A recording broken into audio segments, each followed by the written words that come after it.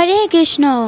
আমরা যে জগন্নাথ বলদেব ও সুভদ্রা মহারানী সেজে অভিনয়টা করেছিলাম, মানে নাটকটা করেছিলাম, সেটায় কি কি করা লেগেছিল আমাদের এই জগন্নাথ বলদেব সাজতে, আর আমরা অভিনয়ের কি করেছিলাম তাই এখন আমরা দেখাবো। এই যে আমরা কিন্তু সেজে স্টেজে উঠে পড়েছি, আর এই যে জগন্নাথ বলদেব ও সুভদ্রা মহারানী, জগন্নাথটা ছিলাম আমি।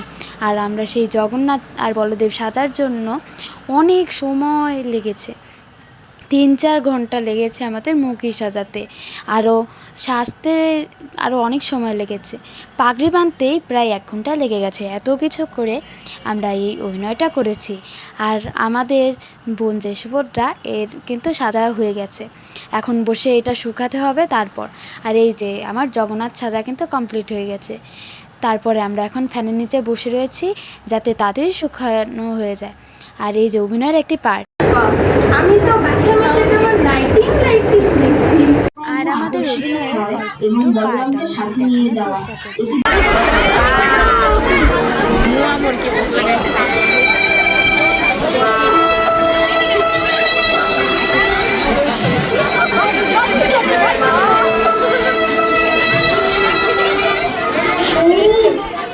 খাচ্ছি তো ঠিকই, কিন্তু রোজ রোজ তো একই রোজ, একই স্বাদ, একই গন্ধ। ঠিকই বলছিস, কিন্তু একটা জিনিস খেয়াল করেছিস? কেমন জানি নতুন নতুন মিষ্টি মিষ্টি একটা গন্ধ পাচ্ছি। দাদা ঠিকই বলেছো, কোথা থেকে জানি একটা গন্ধ আসছে।